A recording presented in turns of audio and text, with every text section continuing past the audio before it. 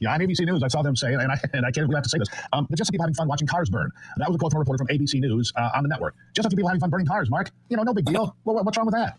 Seriously, yeah. What's wrong with it was probably the worst thing of the whole situation we watched was when America got a chance to see what it looks like when you got on one side of the screen the mayor and the governor, Gavin Newsom, saying we got it all under control. We don't need any help here. This is all fine. And on the other side of the screen, you literally are watching 6, 8, 10, maybe a dozen police cars burn, and one of them exploded right there on the right side of the screen as I was watching. And then you watch people throwing scooters and everything over a bridge onto highway patrol cars from California. And listen, the people of California need to be thankful that President Trump recognizes as the president that he has a responsibility for law and order, and he has a responsibility to protect American citizens. And that's exactly what he set out to do.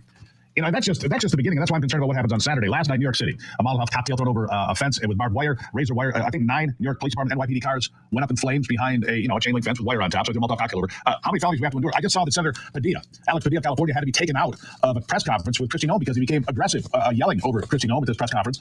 The Democrats don't seem to understand this is not selling with the American people. How do I know? Well, CNN had a poll on just yesterday showing that in 2020, Congressman, those that came to the country legally, legal immigrants, supported Democrats by 32 points. As of yesterday, it's now +8 for the Republicans. That's a 40-point swing from legal immigrants in this country. And if that doesn't tell you everything you need to know, then you're not paying attention. What do you say? I say you're exactly right. In fact, I saw actually on CNN a clip of a Democrat strategist who was actually really just admonishing all of these Democratic leaders around the country, and particularly in California, when he said, when we ought to be talking about the issues, talk about the rescission package, talk about reconciliation, find something. But instead, Democrats are wanting to talk about immigration and are playing right into what President Trump's sweet spot is, because he ran on this issue. He said he was going to secure the border. He said he was going to round up those illegal aliens that are criminals here in our country and send them back. And he's made good on those promises. He's still making good on those promises even today. And even this Democratic strategist was, again, admonishing the people that they're screwing up bad with their messaging here. Yeah, smashing and burning police cars.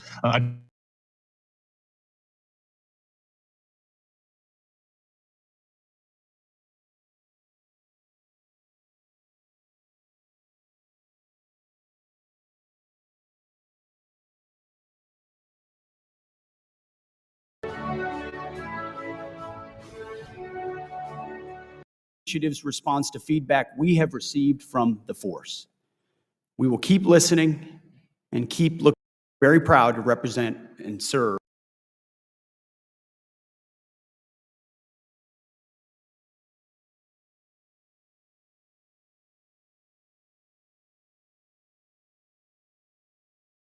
Copies of Mein Kampf. So why does an acquisition professional? The current system is simply not meeting our information. The current system is simply not meeting our capable and lethal fighting force we need to deter. That became the armed services thing. I actually have I do not blame President. Proud to represent and serve. Essential to our country. One of the things I love about the military is service above self. I mean, it's such an important message that everyone who serves us says that. No one I can think of personifies that more than Medgar Evers. Instead, we're going to go back to renaming the bases after the Confederates. Now, I know, apparently you spend a lot of time finding other names that applied to people who actually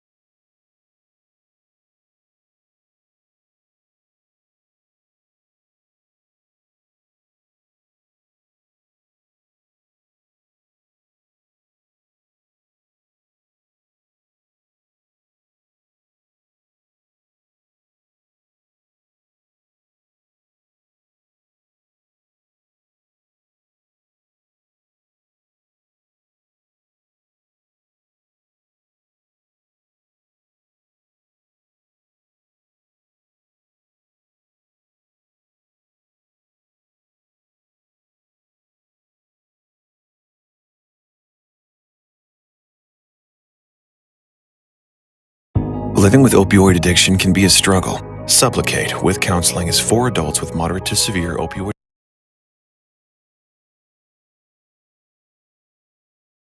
Will not be tolerated. The private sector. The budget is a major problem, apparent to us. Except for slave-owning insurrectionists who lost, by the way, they're losers, instead of are lesbians from San Francisco who want to join the 82nd Airborne. Not only do the trannies and lesbians. I also would like to talk a little bit about the border. My district is home to U.S. Northern Command. We're very proud. Give me more ammunition. The two President Trump, and rightfully so. It is long past due for our NATO allies and those around the globe to shoulder a greater share of the collective defense. But we must understand it will take some time for them to grow their capacity. In the interim, we should not make large-scale posture changes that undermine our deterrence. I look forward to working with the administration on building the ready, capable, and lethal fighting force we need to deter our adversaries. And with that, I yield to my friend, the ranking member, for his opening statement. Thank you, Mr. Chairman. I appreciate that. And I'll start with three substantial notes of agreement. One, we do face an incredibly complex threat environment. We face Russia, China, Iran, North Korea, various other terrorist organizations working together against American interests in a way we have never seen before, and with an economy like China's that we've never seen before. It's going to be very difficult to meet those challenges. Second, innovation is incredibly important and crucial to that. The changes in warfare are happening at a more rapid pace than I think we've ever seen before. We have to innovate more quickly, and I appreciate your leadership on getting after acquisition reform. Because what's absolutely true is the Pentagon is not ready for this right now. And certainly that predates this Secretary of Defense and this administration. It's a problem that we need to get after, to do the acquisition reform so that we can get the materials that we need quickly, innovate more quickly. We've got a lot of good ideas in this committee. Look forward to working with the administration on trying to get that done. Second, the budget is a major problem. It is simply unacceptable that we're this late in the year and we do not have a budget. That's the basics of how you plan to do all of that. And this is but the culmination of a series of problems. We had a CR for FY25, largely at the insistence of President Trump. And then by the time we did pass the budget, it was just a CR. And now we're on a path again towards a CR in FY26. There's no budget transparency and no plan that we can see. And what we have seen happening at the Pentagon in the interim is also very disturbing and without explanation. There's been talk about 8% cuts across the board. Nobody on this committee knows what that means. Some of it is happening and it's not been made transparent to us. Is it going to this committee? You know, if you're going to cut off the State Department, you better give me more ammunition. The two things are with the chairman about how important Ukraine is to our national security interests. And I also agree with the secretary. We need to get peace in Ukraine. The longer that war continues,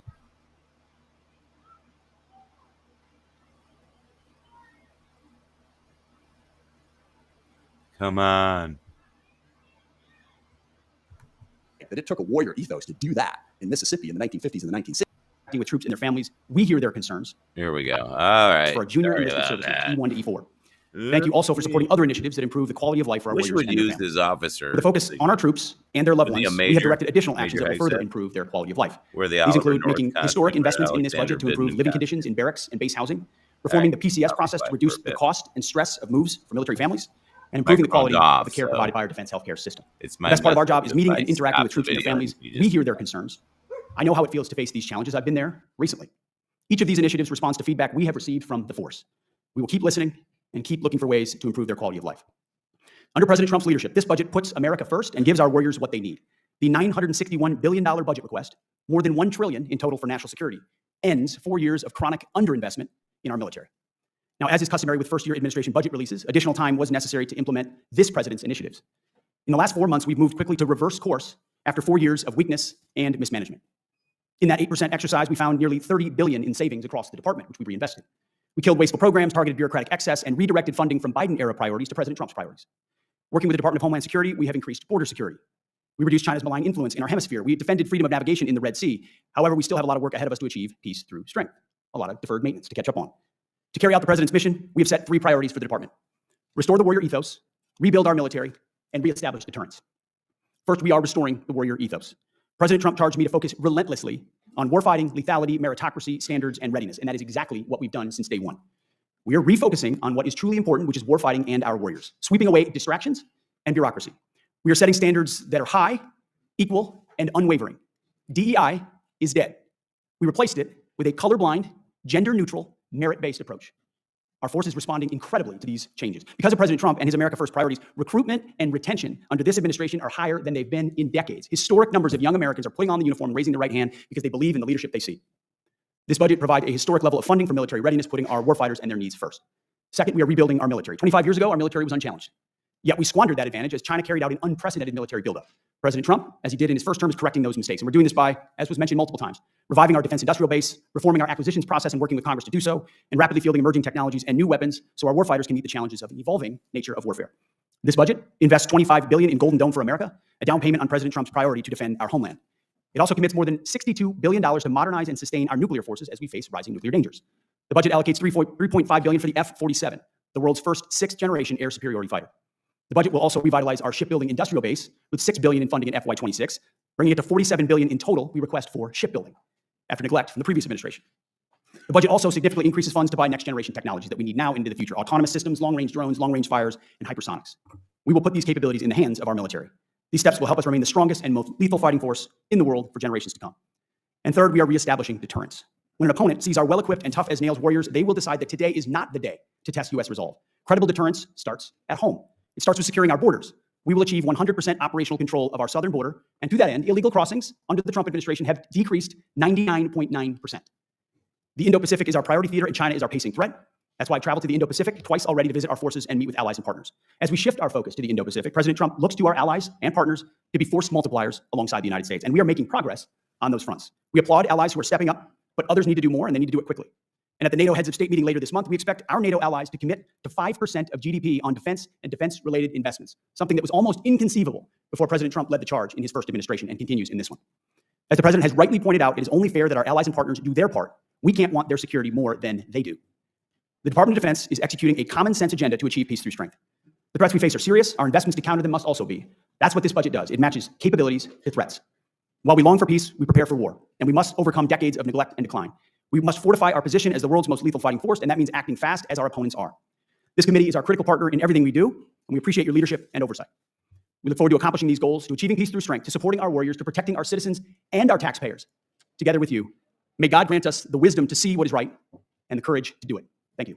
I thank the Secretary. General Kane, you're recognized for 5 minutes to summarize your opening statement. Chair Rogers, thank you, sir. Ranking Member Smith, other members of the committee, I'm honored to join the Secretary here today and Ms. Bryn McDonald to appear before you to testify on the President's FY26 budget. Today's hearing reflects our shared commitment to maximize efficiency, accountability, and lethality and survivability through the investments that you make in us, ensuring every expenditure increases the survivability of the joint force and providing our warfighters the advanced capabilities, cutting-edge technologies required to dominate our adversaries at scale.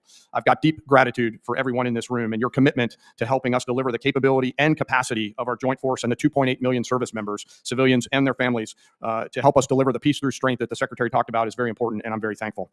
It's my responsibility as chairman to understand the global situation, integrate the joint force to confront and manage risk worldwide, and ultimately advise our leaders. This demands a comprehensive understanding across every domain: land, sea, air, cyber, space, undersea, and all military services in every region of the globe, and frankly, all time horizons.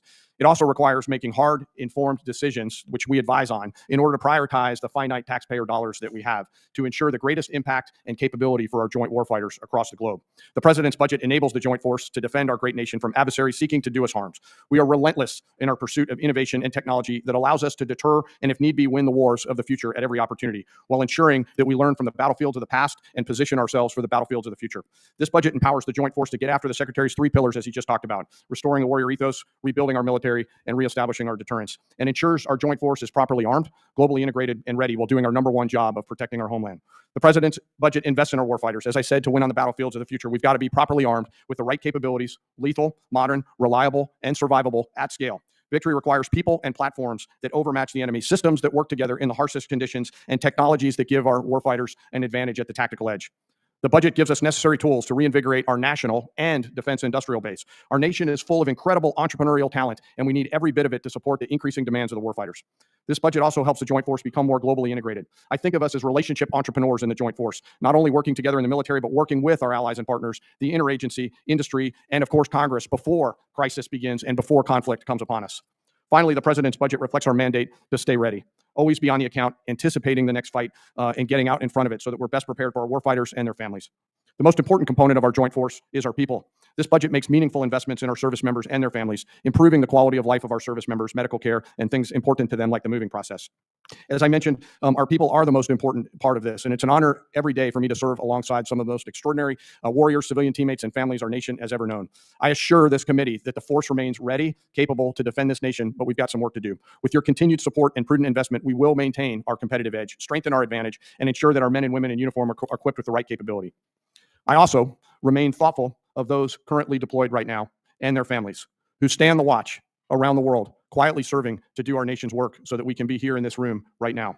And I also hold a special remembrance for our fallen and their families who continue to show us every day what real courage and tenacity looks like. I thank the Congress and this committee for your support and collaboration in our shared commitment to deliver peace through strength. I look forward to your questions, and again, I'm honored to be here. I thank the witnesses, and I now recognize myself for the first questions. Secretary Higseth, you've talked with me about this. We both know the President has a peace through strength agenda, and he's serious about it. And as I have talked to you about this, we are at the lowest level of defense spending as a nation in 80 years, and that has got to change. And I think that you and the President have sent a strong signal about wanting to get after that and change it with this year's proposed spending that includes the reconciliation package, which will put us over $1 trillion. It's a great first step. But as you and I both know, it's a 1 year. We're going to have to see continued funding, in my opinion, and growth in that top line in the out years. Do you share that opinion? Well, Mr. Chairman, the baseline of our planning process for FY26 was working with our partners in OSD and the COCOMs and elsewhere, identifying the threats that exist, the priorities of the administration, and what we need to spend to make sure we have those capabilities. And that was a reorientation from the previous approach of the previous administration. So that included exercises where we looked at reductions, where we could reinvest those into different priorities. So when we look at the two bills in one budget that add up to $961 billion and over $1 trillion, truly a historic investment, 13% increase, that was our statement to the president of what we think we need in order to spend and invest in ways that are postured for now and into the future. And what I would commit to you to this committee is that in FY27 and 28 and 29 in this administration, we will perform the same exercise, knowing that threats, we believe that the policies of this administration will lead to peace and more opportunities. But as our adversaries continue to increase their capabilities and we learn about what's happening on the battlefield, that will lead to commensurate increases in ours. So we anticipate through that review that there probably will be increases, but I wouldn't put a number to it in the future. Thank you. I just share the president's commitment that every NATO member nation should reach 5% of its GDP, and that includes us. And I think we can do it by the end of this president's term, and I'm determined to help him get there. Secretary Hicks said, at the president's direction, you're developing a plan on reforms of DoD acquisition. Just so happens we are too. You may have heard of the SPEED Act. It's a bipartisan, bicameral effort. As you develop your plan, what problems have you identified with acquisition reform that need attention? Well, our new A&S, Undersecretary for A&S was just confirmed. Mike Duffy, he's doing a fantastic job. He's diving right into this to include the SPEED Act, which we're reviewing in real time, that identifies a lot of the same problems we have. Streamlining processes, consolidating. We need competition and actual new entrants into acquisitions in a stale process. It's too bureaucratic. There are too many gatekeepers. Too many programs are gold-plated, which add to cost overruns and they're late to need. So throughout the entire process, we've reached out to industry and to innovators and to outside-the-box thinkers and said, what would you do? Well, how have you looked at this problem? To include this committee, how would you attack this so that we can get what we need in the hands of warfighters faster? It's unacceptable in this real-time world we live in, where we've got off-the-shelf and off-the-shelf capabilities and open architecture opportunities, and you can do virtual design of products, and you don't have to build a hard copy that we're not doing it faster. So everything necessary we want, and we're going as fast as we can. Great, thank you. General Kane, as you know, there's been a lot of dialogue around here about selling off some of our spectrum. Can you talk to us about the importance of preserving the spectrum around the lines that the DoD uses? You bet, sir. Spectrum is a critical part of our warfighting enablers, and as the administration and the Congress carefully consider the slices that we must preserve, there are certain areas within that my military advice to the Secretary and others is to hang on to that. I'm grateful that the Deputy has been really leading this effort with the Congress and to sort of measure risk. I understand that economic security is also national security, so the truth is always somewhere in the middle, but there are some segments in the lower end that frankly, I would strongly recommend we preserve and protect for defense matters. I raise that because I want you to know we're going to be taking our cues from you, and if you're against it, I'm going to be against it. With that, I'll yield my time. I'll yield back and recognize the ranking member. Thank you, Mr. Chairman. Just on the budget point, I made this point before the committee before the House just passed a budget that adds nearly $3 trillion to an already out of control debt. So if we do really want to spend money on defense or anywhere else, we got to be willing to pay for it. And this, certainly go back for generations, bipartisan problems with this. You can't have a debt that size and keep coming back talking about how much money you're going to spend, what's defense or whatever your priorities are.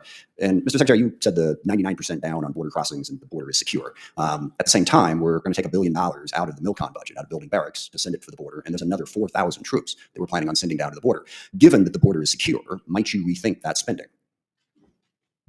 Well, sir, we are securing it. It is secure, but it's a manpower-intensive effort at the two different words there. It's either secure or secure. And it sounded to me like you said it was secure. It is secure. Okay. What we're continuing to do is expand that and fortify it through infrastructure, which is a big part of the budget on the Department of Homeland Security side as well. So that $1 billion you're talking about was from the CR in FY25. We fully fund that back and more in FY26 with the recognition that we were dealing with the world as it existed when we came in. And the previous administration said they needed new legislation to secure the border. It turns out you just needed a new president. I would point out president that you with have the not Defense Department and submitted, DHS that was willing to go to the border and actually secure it, which is not submitted the budget yet. So whether or not I think Pete was at it with this guy and maybe the confirmation hearings, but he's been hitting the hearing circuit this week. And a lot of the administration secretaries, they spit right back. Why?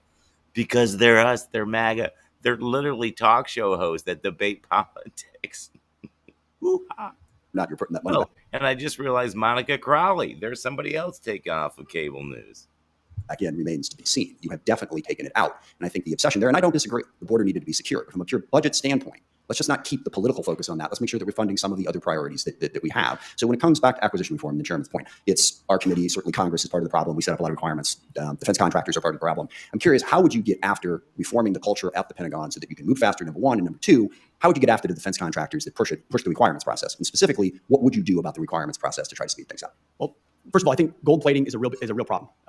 Sir, I mean, across the department. Interesting to use the word gold in this particular context, but yes, I agree with you. We maybe could use a little bit more silver plating on occasion. A recognition that the 99% solution is oftentimes the enemy of the 85% solution that delivers 2 years sooner. And that's contractors and other companies wanting to do right, but trying to do too much and overpromise, and then they're under-delivering. Not always wanting to do right. In some cases, just not always. Make money, so, but yes. The change is also in acquisitions about people. You need reformers in these positions. I'm here to be a disruptor of those processes. Our deputy secretary has extensive business experience. The types of people we're bringing in as undersecretaries have been disruptors and innovators in the private sector who recognize that bureaucracy can be dysfunctional and needs to be disrupted. So it's taking outside the box unique approaches. I mean, virtual design is a big example. How many times are we going to build something physically that takes a year to build when you could use AI and computing power, design it virtually, identify the flaws and move more quickly. Our Or committee- create so you can our committee resist stands ready to between. work with I mean, you. there's 500 One different final things we can do, and we're doing it. Yeah, and I'm sincerely concerned about this. Is it the policy of the Department of Defense that we need to be prepared to take Greenland and Panama by force if necessary? Is this a policy that you have within the Department of Defense in accordance with the president's wishes? I heard what you said about those two countries and saying we need to worry about China. Well, we are worried about China. That wasn't my concern. China's malign influence in Panama. I was Recognition concerned with that us China has saying control of the using ports military or force malign to take influence another over sovereign Panama. country's We should territory. pay attention to that. Right. So Panama is very key terrain that we focus on. And we've been willing to So focus, we should as take is it. Greenland We should key take it by terrain. military force. They're important. I'm not going to argue with The that. Arctic is I'm incredibly arguing with important the and using adversaries our are trying to military gain. to take it by force. Our job. All right. I definitely remember with this dude. Pete blows him away and he just keeps plowing at him. At the DoD is to have plans. And Do you have a plan for that?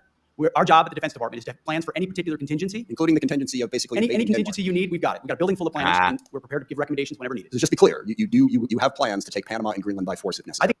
I think he has answered you 3 times now. The American people would want the Pentagon to have plans for any particular contingency. Not And for that. thankfully, we are in the planning business. Speaking on behalf of the American people, I don't think the American people voted for President Trump because they were hoping we would invade Greenland. I'm going to go out on a limb on that one. I yield. Well, what if the Russians came over the little sea there and took it? But I think this may be the third. I need to put it, Chad. We need to do a montage of whoever this dickhead senator is. Gentleman, South Carolina, Mr. Wilson is recognized. Thank you very much, Chairman Mike Rogers, for your visionary leadership. And indeed, each witness, thank you for your service to America. And All right, I have to make a decision. Usually, I will just like skip the Dems depending on the thing, or I'll skip the Republics and focus on analyzing the talking points, the outrageousness the Dems are doing, and just jump through 5 minute, 5 minute, 5 minute. I'm going to do a hybrid of that because there's some of these jackasses. They think they're the town crier and they speak for 3 minutes. Then go, "What do you think?" But the good ones will stick on. So we're going to try to do it that way for you. Here we go. Let's go, as the kids say nowadays. And in particular, Mr. Secretary, your service is so appreciated, and I'm especially grateful as the son of I a gotta tiger turn this who helped down liberate because China, these as a father of southern 4 sons who accents. served in Iraq, Egypt, Italy, and Nothing to Afghanistan really as a think 31-year Army wrong veteran with myself. Your leadership of peace through 1, strength 2, 5 speed. is crucial, and I believe we're in a Cold War we did not choose of dictators with rule of gun invading democracies with rule of law. Dude, you got 5 minutes. You need to, number 1, read faster. Number 2, get to the question within the first 10 seconds, and then have 13 more ready to go. Boom, boom, boom. This sort of bloviating is just wasting space and time. It began with war criminal Putin invading Ukraine on February 24, 2022, All right, we know his slant, so let's go to the Democrat. and then Iranian puppets in He's just reading a script somebody wrote him. The way, and in 2023 by a vote of This the guy, Republic of Georgia and rigging elections against the legitimate President he's Salome not asking a Zurfashvili single of Georgia. fucking question. Additionally, there have been new threats this week against the Baltic republics, our NATO allies. Every outreach by Trump has been mocked by Putin. With that in mind, an incredible achievement of President really Trump is to literally awaken is our NATO reading allies, nonstop, and they'll get now here to the question. including Sweden and Finland, that with Germany pledging now 5% remarkably, and 17 of our allies now provide a larger GDP support And for that the people of way, he's Ukraine the than the United Republican States that was going because of pressing President Trump's against him. encouragement. This guy's What is the latest status on encouraging our NATO Wilson. allies of providing for peace through strength? Thank you for the question, sir. The one thing I would take issue with is the characterization that Vladimir Putin ignored President Trump. I think Vladimir Putin paid a lot of attention to President Trump in his first term, and that's why the invasion did not happen under President Trump's watch. There you Instead, go. Under the weakness and perceived weakness of Joe Biden. Ignored and proceeded to He paid attention insult to President Trump, and but then when Joe Biden was in the But office, it really set the stage, sadly, that if he had really appreciated what President Trump was trying to do, he wouldn't have invaded again, but whether Biden's president or not. But to your question about Europe, Yes. President Trump has invigorated a truly historic investment amongst NATO allies to shoulder the burden of the defensive continent of Europe. Vladimir Putin saw what he believed to be weakness, and I believe President Trump has stood up to that by reminding our allies that they need to spend on their own defense and ensure that they're able to shoulder the burden to defend the continent. That's been a good development. And indeed, I was grateful last February coming back from the Organization of Security and Cooperation in Europe and meeting with the president. Who'd you hang out with at the I told him hotel how bar? exciting it was to see our allies understand that indeed he supports Ukraine, he supports NATO and peace through strength. And General Kane, I particularly appreciate your That is VMI time credentials and professionalism. And with that in mind, we understand All right, that now- even today, This is the new head of the Joint Chiefs that replaced little gay Millie, criminal treasonous gay Millie. And this is Raising Cane. It's the General Trump's talked about for 8 years. Raising Cane. I can get those out in 4 weeks, sir. So that's who this is. And I hadn't really heard him speak much. So let's see. The International Atomic Energy Agency has declared Iran in breach of non-proliferation agreements. And what are we doing to deter the aggression coming from Iran? Well, sir, first I noticed in your bio that you went to that other school in Lexington, which is always hard for me to get my head around, sir. Hey, I grew up in the holy city of Charleston. When I saw Vimis, I thought they were Citadel cadets. Yes, sir. I'm now a joint guy, so I'll keep all those comments to myself, sir. Sir, throughout, the IAEA report is certainly troubling.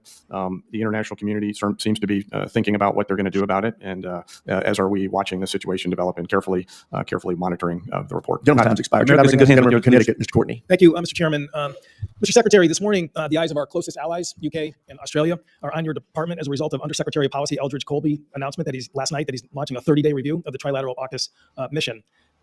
I would just note that it's not just their eyes, it's our eyes in this committee. In 2023, by a vote of 310 to a small minority, we passed the AUKUS authorities and followed up on that in terms of AUKUS investments in the billions of dollars into our submarine industrial base. Australia has reciprocated, as you know, with its own investments in our submarine industrial base. And since then, since 2023, what we've seen, the three countries working together, that we now have well over 100 Australian sailors and naval officers that have gone through joint training. I've seen them in my district at graduation ceremonies. They're joint crewing.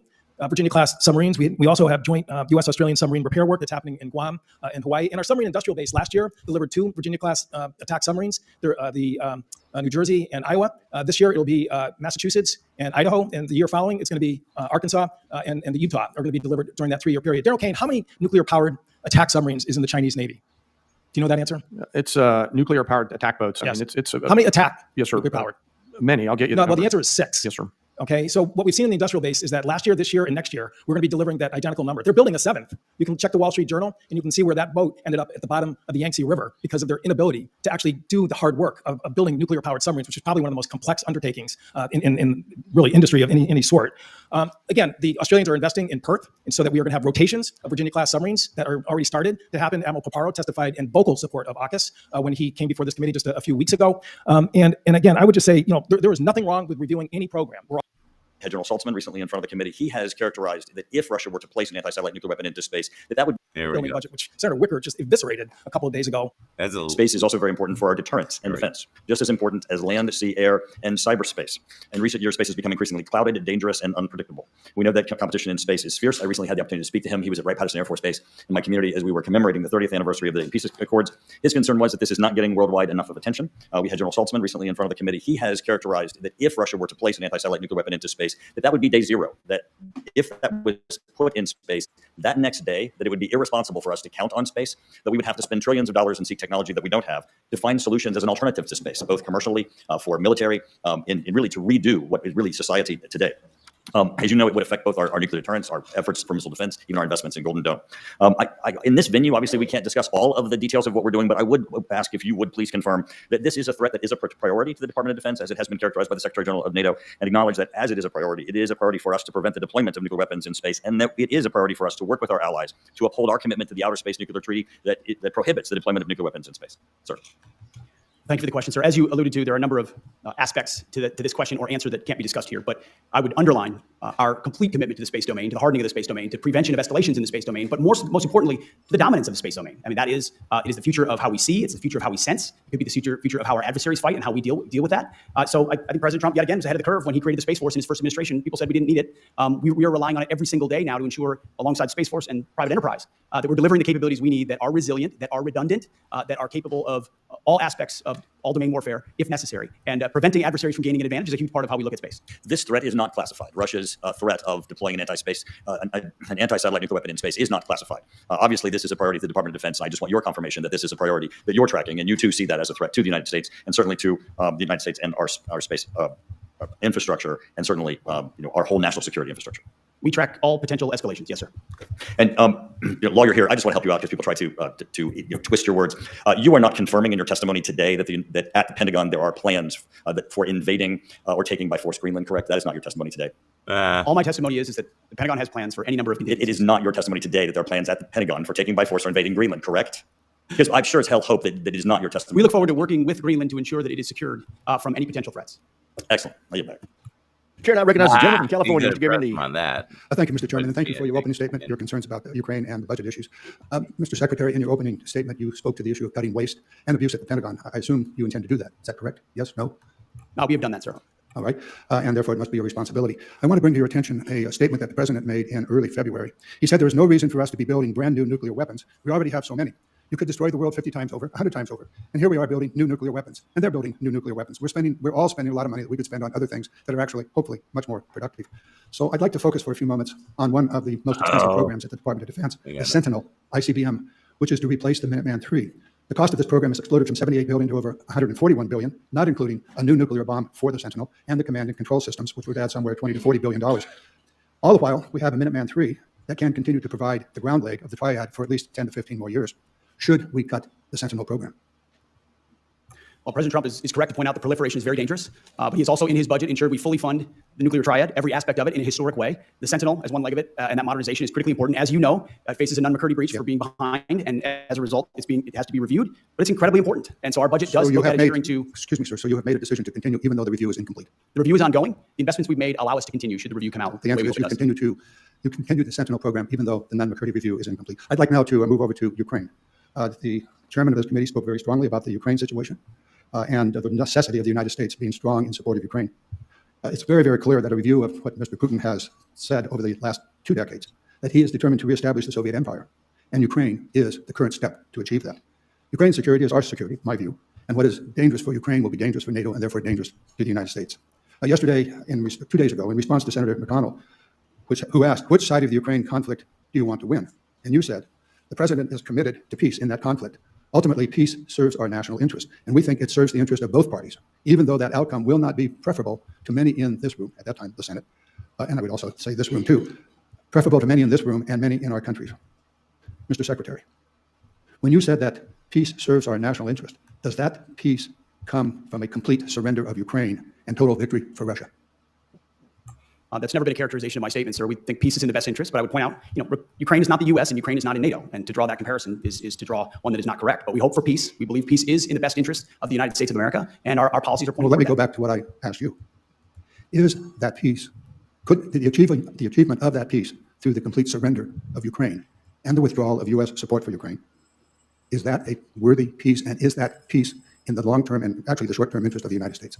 If you look at the billions of dollars that have been invested in Ukraine, you could hardly characterize that as a surrender from the United States. So the existing military front line of troops is as difficult as it is, moving slowly. Where peace ends at the end of that, nobody really knows. Future of how our adversaries fight and how we deal with that. So I think President Trump, yet again, was ahead of the curve when he created the Space Force in his first administration. People said we didn't need it. We are relying on it every single day now to ensure, alongside the Space Force and private enterprise, that we're delivering the capabilities we need that are resilient, that are redundant, that are capable of all aspects of all-domain warfare, if necessary. And preventing adversaries from gaining an advantage is a huge part of how we look at space. This threat is not classified. Russia's threat of deploying an anti-space. Actually, the short-term interest of the United States. If you look at the billions of dollars that have been invested in Ukraine, you could hardly characterize that as a surrender from the United States. So the existing military front line of troops is as difficult as it is, moving slowly. Where peace ends at the end of that, nobody really knows. But the president has worked harder than anybody else to try to get a peaceful outcome. Gentleman's time expired. Chair, I recognize the gentleman from Virginia, Mr. Whitman. Well, thank you, Mr. Chairman. I'd like to thank our witnesses for joining us today. Secretary Hegseth, Chairman Kane, Mr. McDonald, thank you. Thank you for the incredible job that you all are doing. Secretary Hegseth, I want to begin with you and talk about all the efforts that went into the defense portion of the One Big Beautiful Bill and making sure that we're getting all the pieces of this correct. Lots of back and forth, and we know that there's a long-term need to make sure that we hold and down things that are critical to this nation's. Kane's comments. The Inspector General finds what is pretty obvious, both to you smiling there in the witness seat and to all of us up here, that the information was, in fact, classified. Do you plan to take any accountability for that? As I communicates or provides information in and of itself is classified, not to be discussed. So what was the classification marking? Has the Pentagon's plans changed? Because, since... Oh, they're going to go after the signal gate again. And Pete's going to mess them up on this. I need to slow it down, though. We got to slow it down for a beat down. Here we go. Everybody say hi. And since April, and especially in our subcommittee, we've looked very, very specifically about this need, looking at NGAD, which the president's made a decision on, but then looking at the Navy's need. Can you tell us, are things continued on track for FAXX? Are there any changes there? Sir, as you know, certainly we have adjusted the way we see the world from the Biden administration through interim national defense strategy and planning guidance. That's what went into the decision that we made on F-47 or NGAD, and this budget has a significant investment in that. FY26 funds the complete design of FAXX. We're certainly reviewing it, working with the Joint Staff, working with the COCOMs at its application in around the globe. So it's in the mix, but we recognize we also need a capability as quickly as possible for the threats that we face. Very good. Thank you, Mr. Chairman. I yield back. Gentleman yields back. Chair now recognizes the gentleman from Massachusetts, Mr. Moulton. Thank you, Mr. Here Chairman. we go. Secretary Showdown Hegseth, I'd with like to Pete. clarify a few Showdown important with details for the Pete. record. When you texted the launch time for F-18s going into do combat something over enemy real territory facing anti-aircraft missiles on an unclassified signal. All right, welcome back. And in case you missed other clips of the show, just go back to the main page there at Hunt for the Truth. Pete Hegseth, showdown in the House Armed Services Committee today. Thanks for checking this clip out at Hunt for the Truth. Make sure to follow, subscribe, or do all that shit. Signal chat. Did that launch time come from Central Command? Yes or no? I know what you're referring to, and I always love the yes or no. Yes or no. That's what the Democrats do all the time. Yes or no. But some Republicans do it now. Yes or no. You know that means they don't want an answer. there were no. It's a very simple targets or question. Did it come from? locations It's a or- very simple question. Did it come from Central Command? Well, in this committee, no way in which I communicate or He's what not I Coke or communicate something. on Look a at him successful breathe that strike way. is something that I would share. So you can't even identify the combatant command under which this operation occurred. Well, everybody knows the. Okay, so everyone knows that it's Central Command. So when Central Command sent you this information, did they send it on a classified system or an unclassified system? Well, as you know, having served yourself, any way that the Secretary of Defense communicates or provides information in and of itself is classified, not to be discussed. So what was the classification marking of the launch time when it was sent to you? Because DoD regulations require information on classified systems to be marked. What was the classification mark time? Yeah. What was the classification marking? Because Again, DoD classifications of any information in an ongoing operation that was successful are not things that would be disclosed in a public forum. You can very well disclose whether or not it was classified. It's not classified to disclose whether or not it was classified. And in fact, DoD regulations state that any classified information has to be labeled with its classification. Was it classified secret or top secret? What's not classified is that it was an incredibly successful mission against the Houthis. Okay, so it was classified. So are you trying to say that the information was unclassified? I'm not Okay, trying to that's say what anything. I thought. You're not saying that. So you took classified information from Central Command that had a classification marking on it, because that's what's required by DoD regulations, and you put it on an unclassified system. So we're going to get a report in a few days from the DoD Inspector General. And if the DoD Inspector General finds what is pretty obvious, both to you smiling there in the witness seat and to all of us up here, that the information was, in fact, classified, do you plan to take any accountability for that? As I pointed out at the time, you said that accountability is back. Does that not apply to you? as I said at the time, Congressman, there were no names, targets, locations, units, routes, sources, methods, no classified information. Okay, so if it comes back that it is classified, will you take accountability or not? As We've I already said- established, you've already admitted that it was classified because everything you get from CENTCOM is classified. You just explained that to me. That's how you justified not answering the question. Not what I said. I didn't confirm any classification or Okay, so if it is what I know confirmed, is that will you take everything I accountability? share, everything I talk about, Mr. as Secretary, of does Defense accountability apply to you or not? is classified whether I talk or not. Does it apply to you or not? Does what apply to me or not? Accountability. You said accountability is back at the Secretary. at the And you know Pentagon. what? The Houthis were held accountable for shooting at our I'm ship just asking if it applies very to you. successfully. I'm not asking about the previous Houthis. administration let our ships get shot at, and nothing was done about it. And thankfully, because of the skill and courage of our troops on I'm the just asking battlefield, about we I actually reclaim my put them time. in a place I reclaim where my they time. called for a ceasefire. I reclaim my time. I'm just asking if accountability applies to you. It's a very simple question. I We use serve- leadership by Of example. course, unlike, I serve at the pleasure of the president like everybody else does. So it only applies to the president, not to you. I serve at the pleasure. You talked about the success of the Houthi operation. About how much money did it cost? How much money did you spend on missiles shooting at the Houthis? Well, you'd have to compare that with what it costs. I'm just asking how much did it divert cost? our shipping lanes around. I'm told the it's Red Sea. several $100 million, maybe close to $1 billion. How many U.S. flagged commercial ships have transited the Red Sea since your so-called successful operation? Well, thankfully, unlike the previous administration, The answer is had zero. Military vessels transit. No, I didn't ask just about this military week. vessels. I Well, which asked would about be the commercial precursor vessels. for How many civilian and commercial commercial vessels? transit. It's been several weeks. How many commercial vessels, U.S. flagged, have Well, transited the would Red you, Mr. Congressman, put civilian ships? The through questions dam are not to before me, military Mr. ships? Secretary, So they're to you. We have responsibly put military. The answer is ships zero. through first. I reclaim my time. How many generals and admirals have you fired? I don't know the See, exact this number. is how You you don't know ask the number. questions, though. It's 8. You have them ready to go. Boom, Can boom. you explain why any of them were fired? Like, just explain why was? They all serve at the pleasure of the president. I think. No, I'm just asking you why. General Kane is a great example. I'm just of asking a you leader why. That we And need you at probably this learned time. at Princeton what why means. Why did you fire him? They serve at the pleasure of the president, and we Why want better did you representation fire in him? each and every of those. You can't each and explain every why one you of those fired any of places. them? The internal communication. Gentleman's time's expired, Chair, and I recognize the gentleman from Georgia, Mr. Scott. Thank you, Mr. Chairman. Ma'am and Mr. Secretary, most of my questions are going to be for Pete. General Kane. I will Pete, tell you you, look like Mr. Cash Secretary, I would Patel appreciate it. talking to Joe Rogan. Continue You speaking weren't bringing your offline game, about but a that's couple all of right. things. You can swing this one. I'm from Georgia. Spoke with Will you know, I'm going to beat this drum because you refuse to take responsibility. Will you take responsibility for having our relationships with allies and partners around the world. If they believe those ties are fraying. The sad thing is we have got huge we're in World War III. We are in it now. We have been, although it was like even though a frog will jump out of the pot, but it's like that situation. The future of the world hinges on what's going on right now. These guys want to argue if using Signal, an encrypted CIA government approved communications device, if we're talking about non-classified information that was part of a classified document container. The Democrats want to destroy us, which you and I have known forever. But how do we help the ones that are lost, that are in the cult? Now, our cult here at Hunt for the Truth, that's a different matter. How can we use the Ukraine war to demonstrate U.S. strength, capability, and resolve to regain leverage over the Chinese and their assessments of the United States? All right. Well, sir, thanks. Thanks for the question, and first, thanks for recognizing two great warriors who showed us what courage and tenacity look like when you infill into the place that they did on those two MH-60s, knowing full well what they were going to face on that objective, and then making the full commitment to give their lives on behalf of an injured teammate. That's what America looks like. So, thank you for highlighting that, sir. Bless you, Congressman. By the way, he's a SEAL. Yes, sir. Yes, sir. I know a lot of SEALs.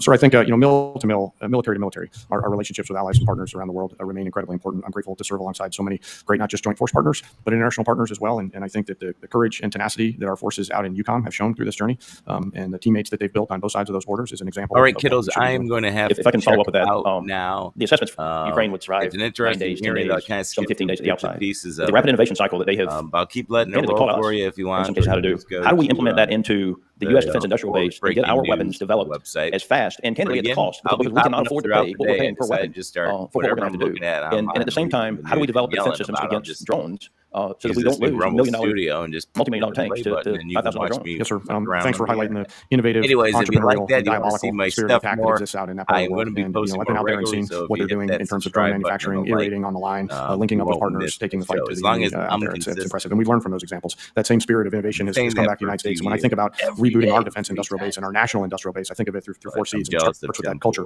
that you're alluding to about innovation and entrepreneurialism inside combat. The second part is create some competition, and I think that's a key part. Is you help us do that here in the Congress. Third thing is we got to write better contracts on our side, 100%, and we have to be better buyers and share the risk, as I've talked about with the chairman before. And gentleman's time's expired. Chair, I recognize the gentleman from California, Mr. Carbajal. Thank you, Mr. Chairman. It shouldn't come as no surprise that I have serious concerns with both the deployment of the National Guard and the Marines to Los Angeles. I served in the Marine Corps. We are trained to be warfighters, not for crowd control. Everyone here should be alarmed that the president has sent armed forces into a city against the wishes of a governor and mayor. I am concerned this administration is purposely escalating the situation with this step and politicizing our armed forces in the process. Let's call it for what it is. It's political theater. Hegseth, are the Marines in Los Angeles ordered to protect property by any means necessary? Sir, I would say the ICE officers and police officers being attacked is not political theater. The Just yes or no. Just yes or no. Wait a minute. I can't walk away. Did he just call him Hegseth? No. The National Guard and Marines have the full authority to protect federal ICE agents. Yes or no? Can you just say yes or no? This isn't Fox anymore. Just yes or no. This is going to be the whole afternoon. Yes or no, yes or no. What's a witty way to come up with a reply for that disses him? Yes or no? Well, you'd be an idiot to think such a complex question could be answered with a single word or syllables. So, no, I can't answer yes or no. Now, we can play this game the rest of the time, and then you filibuster on. That's what you do. Yes or no? You have to, Senator, you have to be ridiculous if you think such a complicated topic cannot be answered in just a one-syllable word. Now, you may have not read it, so you're not knowledgeable of it. But no, the honest answer is no, I cannot answer in yes or no. Now, would you like to describe Article 5 in paragraph 2, which lists the stats for this data? But no, I'm not going to play the yes-no game. In fact, right now, I have been just stealing your time by going on and on and on. But you're ridiculous, sir. The yes and no stop. You do it like a kid. You maybe got to spank them 1 or 2 times, or like my son 5 or 6. But anyways, why don't these people understand these new way of messaging? Quickly, bam, bam, bam. You can get a commercial in 5 seconds that tells you everything it's selling, how much it is. These need to have AI write their scripts so they can take that 4 minutes and get everything in. They're there to protect federal agents and federal Another BS answer. Under the SRUF, the use of force Are Marines allowed to fire warning shots? No. Now that's more like it. Isn't that easy? Well, I'm going to beat this drum because you refuse to take responsibility. Will you take responsibility for having made a mistake? Not to mention many people would say break the law in participating in the Signal group chat that included a journalist, your wife, your brother, where classified information was shared. No. Sir, every way I communicate is authorized. Okay, if you want to say that. I have called for your resignation. I didn't think you were qualified before your confirmation, and you have done nothing to inspire confidence in your ability to lead competently. You broke the law in sharing classified information, and in doing so, endangered the lives of our service members that you are responsible for. Your inability to hold yourself accountable makes you incapable to lead. This alone makes you unfit. Do not respond to their declarations or labeling. Just Secretary, do you think the United States should continue supporting Ukraine in its fight against Russia, a nation that is hostile towards the United States? Well, as you know, sir, President Trump is committed to peace. No, I just want yes or no answers. The United States has spent billions of dollars. Yes or no? Yes or no? Just yes or no. Can I get a yes or no out of you? We continue to send. Come on. Presidential drawdown. It's that easy. Kindergartners can give me a yes or no. Yes or no? No, only a kindergarten Yes, can we support think a peace in yes Ukraine. or no answer. Come on. Is this really leadership? Let me spell You're it an out for embarrassment to the you. United States. If Russia invades NATO allies, Let me spell it out for you. Sir, you have the mind of a child if you think such a complex worldwide issue threatening nuclear war could be narrowed down to not like a word with a lot of syllables even, but one syllable words. You, sir, are the infant in a child for thinking that. I'll play the yes-no game with you all the time, but I'm not going to answer yes-no questions on topics you obviously don't know enough about to ask pertinent questions. You should be disgusted. There you go! Once again! You owe me a like and a follow and a share for. are you going to recommend to the president that we fulfill our Article 5 obligations? Well, Russia has not invaded NATO allies. No. President Trump has No. invaded NATO I allies. reclaim my time. Yes or no? It's that simple. There's Article 5 in NATO, which we recognize. So is the answer yes or no? That's what Article 5 is, yes. Good. I'm glad you brought yourself to saying yes. Do you think political allegiance to Trump is a requirement for serving our nation, either in uniform or a civilian in the department? I'm incredibly proud, as there are millions of Americans. No. Not today, Hegseth. Yes or no? Congressman, you know what a silly question that is. But there he goes. Hegseth. He called him Hegseth again. Hey, Hegseth. You're going to watch. That's going to be a new talking point. Just like it's never president. It's always Trump. They're going to try to Trump Hegseth. Watch. I'm going to start printing some T-shirts. Well, if you start hearing this, just Hegseth. Name for Pete. Major Tom. Would you buy a Hegseth MAGA on the back T-shirt? But still, enough warrants a very straightforward answer. Yes or no? We all support and defend the Constitution of the United States. You know what? I'm not going to waste my time anymore. You're not worthy of my attention or my questions. You're an embarrassment to this country. You're unfit to lead. And there's been bipartisan members of Congress that have called for your resignation. You should just get the hell out and let somebody competently lead this department. Mr. Chairman, do we not have any decorum in here? Thank you very much. I yield my time. Gentlemen yields back. And I would urge everybody to remember and maintain the decorum suitable for this chamber. For further comments. The chair now recognizes the gentleman from Tennessee, Dr. Desjardins. Thank you, Mr. Chairman. And I would like to thank you, Secretary Hegseth and General Kane, for bringing pride, strength, and respect back to our military. Many critics have described the President's deployment of the National Guard in Los Angeles as unprecedented. But as you know, we've seen similar actions throughout history, from Eisenhower sending the 101st to Little Rock to Johnson and Kennedy federalizing the Guard over the objections of Southern governors during the Civil Rights era to George H.W. Bush deploying federal troops during the 1992 LA riots. Dude, talk radio already and online media already argued this all out for like the past 18 hours. We all know this shit. You've got the Secretary of Defense. Learn what great things he's going to do. Get into details of this missile defense shield. Timelines, projections, capabilities. What's going on in India. I mean, there's important shit, and you're just going to... Should we skip them in the comments? Skip them? One if we skip them. Isn't it fair to say that there's a well-established precedent for presidents acting with state leaders and either unwilling or unable to enforce federal law or protect federal facilities? Sir, nothing that we're doing on the ground is unprecedented. I would argue directly hit. Well, here in this forum, it wouldn't be prudent for me to commit or not to commit. My job is to be postured and prepared. There's a war in Iran. And he is cautioning diligently on that through the services, as you talked about, and it's something that I'm keenly focused on with my global integrator role. Okay, thank you. And I think Secretary Hegseth, you covered that pretty thoroughly in your opening statement. So I'm out of time, and you're a loser. Gentleman yields back. Chair now recognizes the gentleman from California, Mr. Khanna. Thank you, Mr. Chairman. Mr. Secretary, I'm hoping we can start where we may have common ground. No war in Iran. In 2016, President Trump was one of the few people on the Republican stage that had the guts to say that George W. Bush's war in Iraq was an utter disaster. He promised the American people no endless wars. Tucker Carlson has said that thousands of Americans will die if there's a war in Iran. And he is cautioning that currently neocons are trying to get President Trump into a war in Iran. Representative Marjorie Taylor Greene has said the American people don't want to bomb Iran. Will you today assure the American people and the MAGA movement that you will not bomb Iran unless we are hit? Congressman, it's good to hear you quoting conservatives. Can't do it. When they're right, I quote them. I will tell you this. The president has been earnestly and completely committed to a peace process, has given Iran every opportunity, those talks ongoing, but he also fully recognizes the threat that Iran with a nuclear weapon would exist. Will you commit to us not bombing them? I mean, that's what the conservative MAGA movement is those calling. are not my decisions. You'll see. That's above my pay grade. Bomb Iran unless we're directly hit. Well, here in this forum, it wouldn't be prudent for me to. Bomb, bomb, bomb, bomb. That's what I do. Bro, you know that's ridiculous. I don't make that call. But yeah, bomb, bomb, bomb. Commit or not to commit. My job is to be postured and prepared in the region, just as the chairman. How about this? Potential capability. Would you agree with this analysis that Netanyahu is itching for a fight? If Netanyahu uses American missiles to hit Iran, he's going to drag us into a war there because Iran's going to say they're using American missiles. Our military knows that you can't. Just let them go. Wait for a question. Don't respond to comments or criticisms. It's so hard to do that sometimes. Cannot just throw hits, eliminate Iran's nuclear capability. They'll simply go underground, and they will then end monitoring. And unlike Iraq, they're in heavily civilian sites. Will you stand up today and make it clear to Netanyahu that escalation, what he's threatening just yesterday, is not in the American interest, that he should not be dragging America into war with Iran? Ro, you know I'm not Congressman, Marco that Rubio. question That's the included a Secretary lot of of State speculation. in the White House. What I know is that Bibi Netanyahu is going to put his country first, and we're going to put our country first, and we're positioned properly in the region to ensure that we're prepared for any potential contingency. Are you concerned about his escalation into Iran, and will you assure the American people you're going to do everything possible to keep us out of a war in Iran? We remain, as the president has said, committed to creating the conditions for peace, creating the conditions for talks where Iran does not have the ability to develop a nuclear weapon. I'm running out of time, 2 minutes, so let me ask you another matter.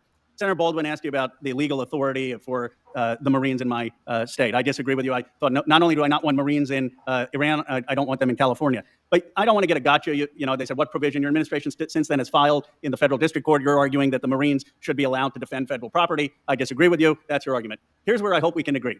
Whatever the federal district court decides, will you abide by it? Well, this is a pending situation. So will you agree, though, that it's not my legal view, it's not your legal view that makes the decision in America? Not his decision. It's the federal judiciary. It's not under the Secretary of Defense. No. If the federal court in California, in the San Francisco, this district judge orders a preliminary injunction, will you agree to abide by the federal courts? No, I will agree to abide whatever the president says. That is not my decision, Ro. Not my decision. You can't go and tell a chef at a restaurant what to make for dinner.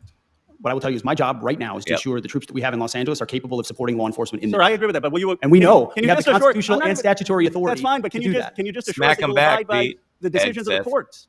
We've always looked at the decisions. Well, the vice president has said that he doesn't believe that the courts should be respected in military matters. This is not my lane, but we also recognize that the way in which the judiciary has expanded its powers. Can you just give a simple? Okay, let me ask you this: two simple questions. You get 30 seconds. I'm not trying to take you. I think it would assure the American people. Who did that during the Comey It should be both connoisseurs of the Constitution. It shouldn't be Secretary Hegseth. It should be the Supreme Court and the federal courts. Can you assure the American people on two things? You will respect any Supreme Court decision on this matter about whether the Marines are not his call. Absolutely not his call. Pete, don't fall for this shit. Say, bro, that's not my decision. I have, it's not mine, Ro. And then constitutional, and you will respect the district. Hey, Ro, yes or no? Do you know that I don't make that decision? Yes or no? Oh, I'm brilliant on these. Courts when they rule before the Supreme Court rules. What I can say is we should not have local judges determining foreign policy or national. Pete, sometimes just don't do that. Let them run through their questions. Just tell them up front, hey, dumbass, can't do that. It's not my decision. Next, yes or no? Are you going to keep asking these questions, yes or no? Yes or no? Security policy for the country. You're not willing to say you would respect those decisions. What I'm saying is local district judges shouldn't make foreign policy for the United States. Gentleman's time's expired. Chair now recognizes a gentleman from Mississippi, Mr. Kelly. Just throw it back at him because you don't have to argue on everything. Just throw it back. You want to waste time. The next question. Thank you, Secretary Hegseth and General Kane, for being here today. Under President Trump's leadership, America's restored deterrence and secured our southern border. Thanks to this renewed strength, we're seeing positive momentum in both recruiting and retention. Our adversaries are thinking twice, not just because of our advanced capabilities, but because of the courage and dedication of the men and women in uniform who defend this nation every day. Still, we face serious growing challenges. China remains a pacing threat. Deterring that threat requires more than just strategy. It requires a strong, responsive defense industrial base. That starts with the timely and adequate investments, and investment begin with a budget. We have to have a budget. Despite the defense spending is the price of deterrence, we've got to stay focused and strong. With that being said, Mr. Secretary, I've championed the Ships for America Act with Mr. Garamendi from California and Senator Young and Senator Kelly in the Senate. I know the administration is behind this.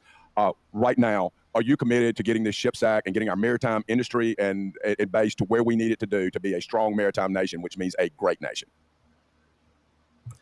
Sir, I would refer to Bryn for the actual details of what is included from that bill in our budget, but I can say top line, we are historically committed. $47 billion in shipbuilding in this budget alone. It was mischaracterized because of baseline versus reconciliation, but when you look at the total investment, historic. Same with defense industrial base. So we recognize the failures and failings of the past. We're also not just pouring money into the same processes. We're hiring innovators, and we've got secretaries who are driving change, personally reviewing each shipyard across the country to recognize what's failing and what isn't, how we address workforce issues, how we address modernization. I'm going to take that as a yes where I can get something yes. else, because we work with the administration, the Senate, and the House, bipartisan, bicameral, throughout the administration to get that done. Acquisition reform. General Kane, thank you for your leadership.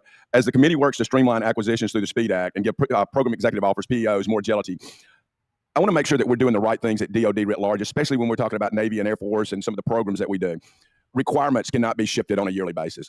They at least need to stand steady through an administration. So we need requirements that are steady. We can't tell them how to build things. What we need to tell them is the capabilities we need and let industry build that.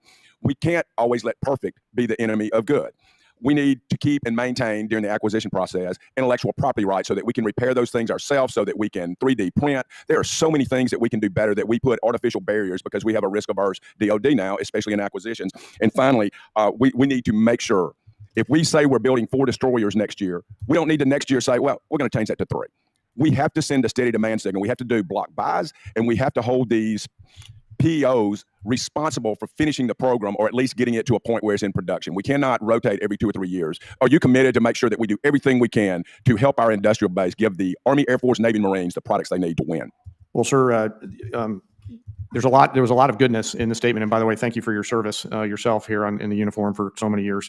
You covered a lot of ground between requirements to PEOs. One of the things that I think we, both the military and the Congress, are going to have to think through is how do we buy aligned with the technology development curve, back to your point about requirements. And what I need to try to think through with you is how do we ensure that the force of the future has the relevant and current combat capability to dominate on the battlefield. And technology is evolving so incredibly fast that we need both a requirement system, an acquisition system, leaders that understand that. And I think that's going to require some partnership between the department and the Congress to think through that, and clarity around what are we solving for. And finally, real quick, Secretary Hegseth, please have the Navy get us a shipbuilding plan that is not an option. We have not had one for the last 7 years. Please get us a 30-year shipbuilding plan, of which the first 4 years are locked in. Gentleman's time's expired. Chair, I recognize the gentleman from Massachusetts, Mr. Keating. Thank you, Mr. Chairman. I'm going to take my time to react to the testimony already given. The 3 pillars that each of the witnesses and the Secretary highlighted. Pillar number 1, restore the warrior ethos. I've had the privilege in this committee to see firsthand a special window of our troops, their courage, their tenacity, their commitment. You don't have to restore the warrior ethos, sir. It's already there. We've never lost it. Pillar 2, I just want to highlight something that is a concern. Pillar 2 is the border security issue. And among that, I'm really worried about the agreement with El Salvador that exists. I think it's very cloudy. We don't know exactly what they're getting in return for their commitment to house the hellhole prisons, in the hellhole prisons they have, people that are shipped there, transported there illegally. But there's problems with that. It violates the Constitution, number 1.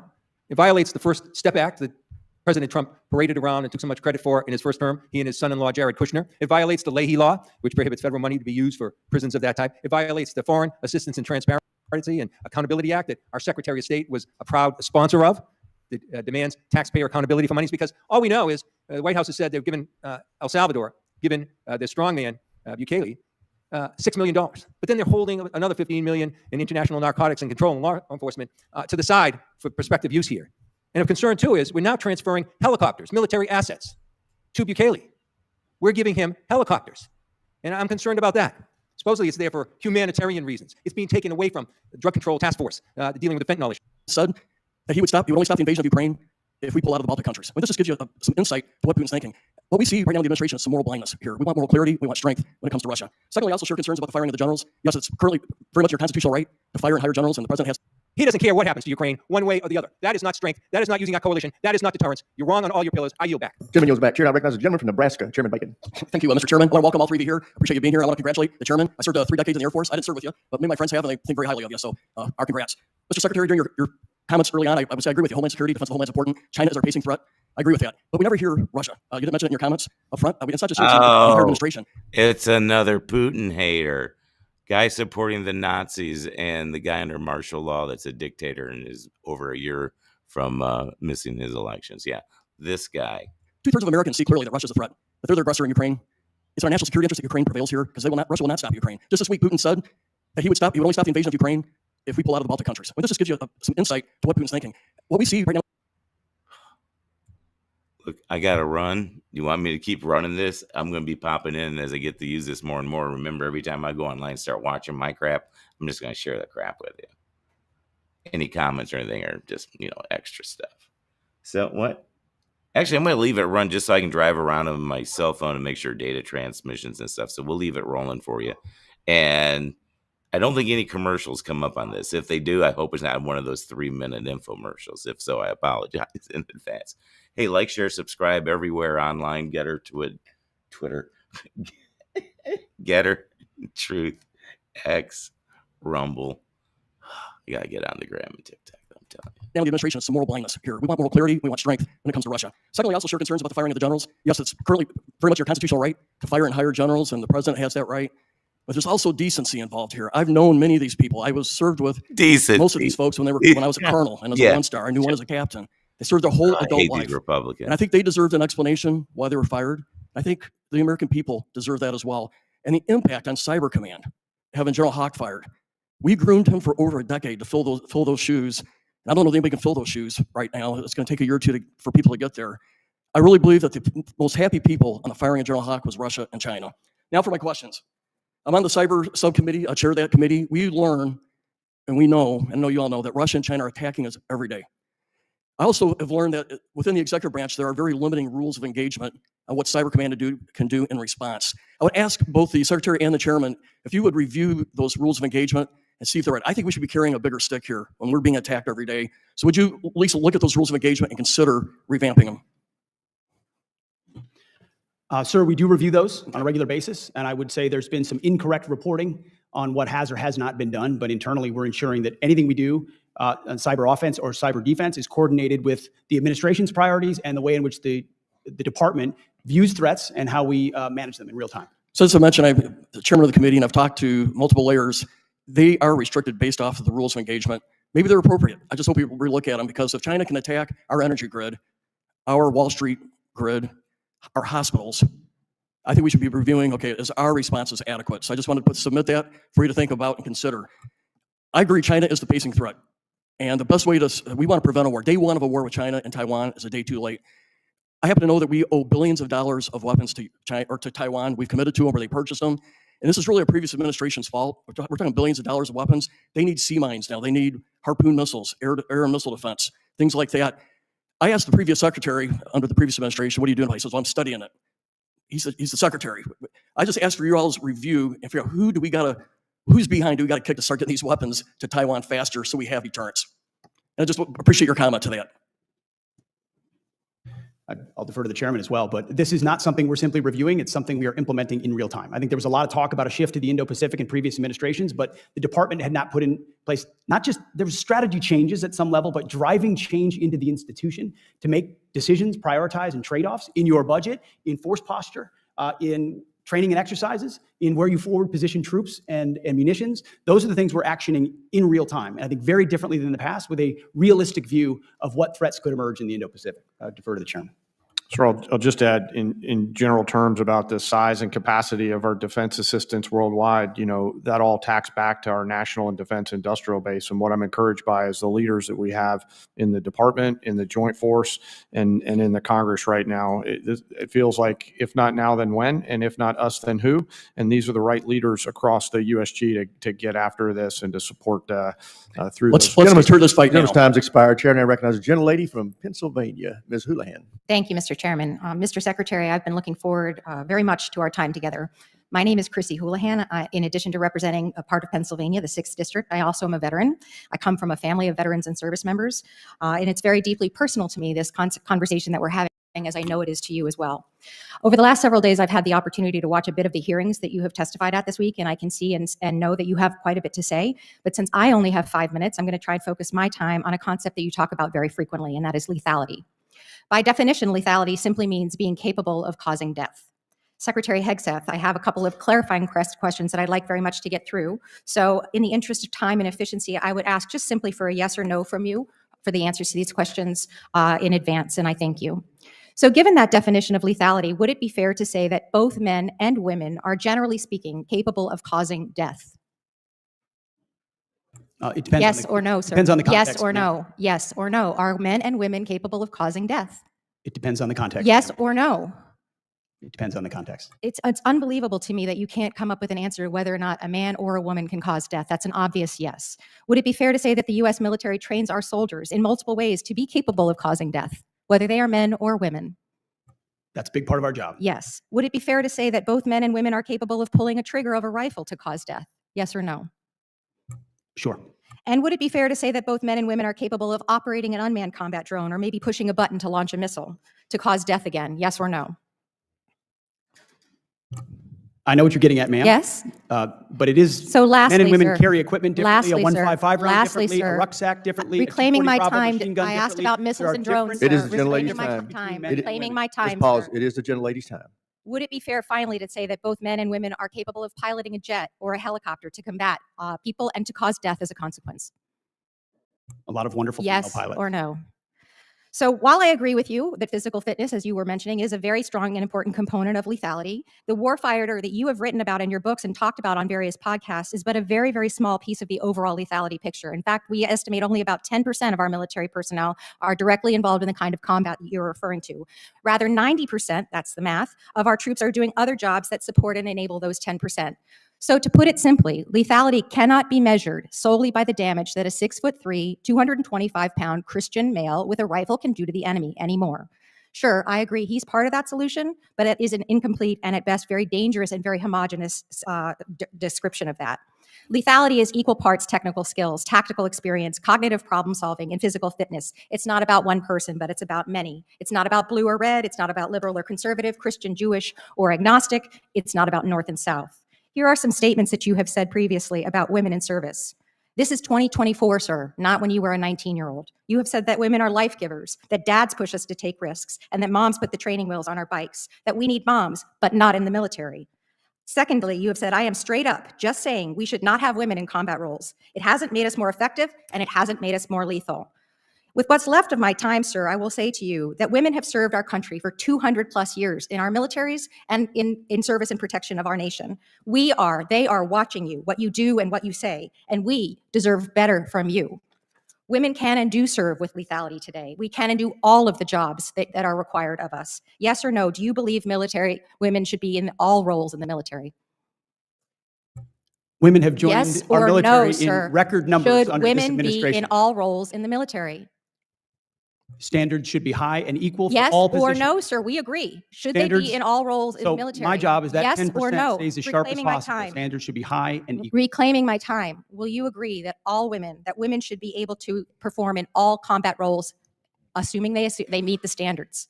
Gentlelady's time's expired. It's all about standards. Before we It's move to the disappointing. next witness, I would like to hearken back to my several decades ago time as a trial lawyer and remind the members, you control your questions. The witness controls his or her answers. You can ask a yes or no question, but the witness is entitled to give his or her answer the way they choose to frame it. With that, I recognize the gentleman from Texas, Dr. Jackson. Thank you, Mr. Chairman, and thank you to our witnesses for being here today. I deeply appreciate your time. Mr. Secretary, I would like to start by apologizing for some of the rude and childish behavior that was demonstrated earlier by one of my colleagues. I think I speak for several members on this committee. I apologize for that. Unfortunately, it's probably not the last bit of disrespectful grandstanding that's going to take place before this hearing is over. Secretary, under President Donald Trump's leadership, our government has been refocused on the most pressing challenges facing our nation. Instead of woke DEI and climate change programs, this administration is advancing our military readiness and lethality. As adversaries seek to challenge the United States, we must do better to equip, train, and defend this great nation. And Mr. Secretary, on behalf of the patriotic Americans in the 13th Congressional District of Texas, I want to thank you for what you're doing to reclaim our military. I think you're doing a wonderful job. Last month at Soft Week, you stressed an important and foundational soft truth. People, not equipment, make the critical difference. Our soft community employ a number of capabilities and special expertise that bolster our ability to deter the PRC and set conditions, if needed, that provide the United States with distinctive advantages. We ask a lot of our special operations forces more and more as each day goes by, and that's only going to continue. Crisis response remains a critical mission performed by SOCOM. And despite flat funding, this responsibility has risen as high as 200% over the last decade. Mr. Secretary, as you highlighted during Soft Week, our operators' lethal precision and timely crisis response capabilities have met these growing demands every single time. Given this significant and sustained increase in operational tempo, what can the department do to alleviate resource constraints in SOCOM's budget to ensure critical crisis response capabilities are properly funded and that our soft operators can continue to meet the evolving global threats, both with great power competition and in the counterterrorism arena? It's a great question, sir. I appreciate it. We start by listening. to those units, to those men, what they're facing, what they need, what their families need, and then resource it. Because not only have they been used more than anybody else over the last 20 years, but even in just the last 4 or 5 years, the amount of times we call on the Special Forces community, Special Operations community has increased. So the funding needs to match that, which you'll see in this budget. The training needs to be commensurate with it. And then I think morale and standards really matter.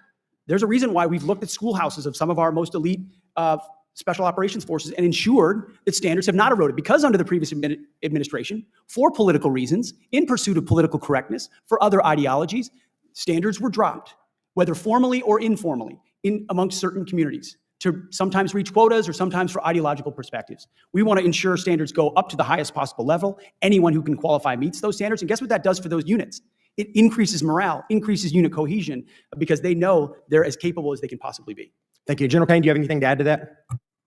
Sort of most of those matters are policies that my civilian leaders set, not something that the Joint Force weighs in on, as you know, and thank you for your service. Yes, sir. Thank you. And I will say that, we've had lots of discussions about this, and I know you're aware of this, but the Special Operations community is being spread extremely thin right now. And, SOCOM, JSOC, they're repeatedly and more often having to tell the geographic combatant commanders that they cannot do what they're being asked to do just because they don't have the resources or the people to do the job. So anything I can personally do, and I'm sure many others on this committee, we're willing to make sure that we can do that. And with that, Mr. Chairman, I yield back. Gentleman yields back. Chair now recognizes the gentleman from Colorado, Mr. Crow. Thank you, Mr. Chairman. Thank you, Chairman Kane, Secretary Hegseth, and Mrs. McDonald. You're doing a great job today, Mrs. McDonald. Secretary Hegseth, we have a lot of things in common. In fact, our careers started the same way. We were both infantry officers. We were both platoon leaders.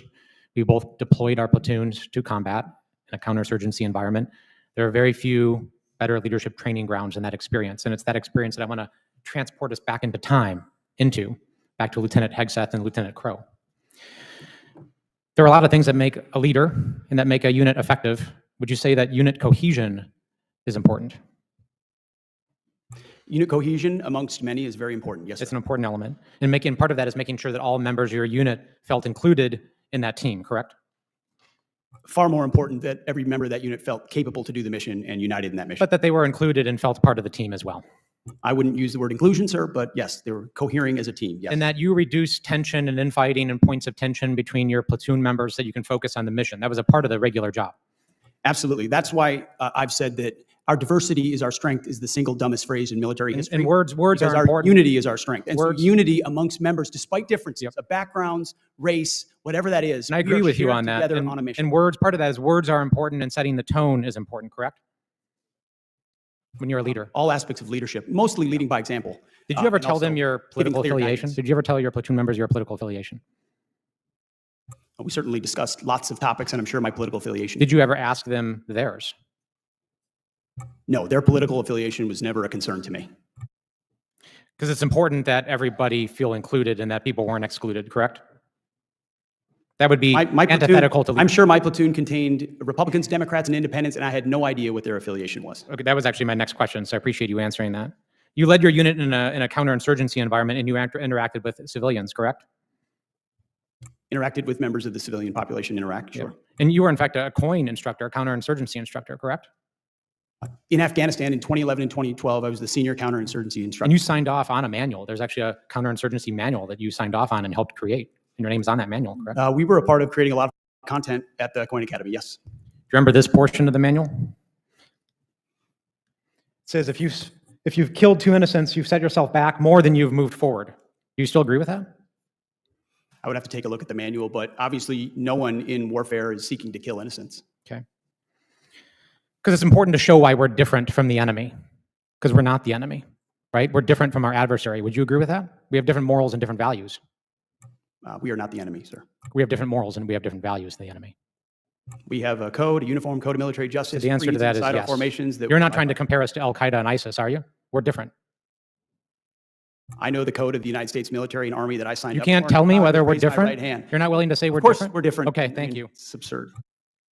That's why I'm trying to reconcile the fact that we learned many of the same lessons as platoon leaders about unit cohesion, making sure that people were included, that we didn't ask people's political affiliation, that we interacted respectfully with civilian populations, that what a leader says matters, that the tone you set matters, that we are not the enemy, that we are different from them, we lead differently, we have different morals.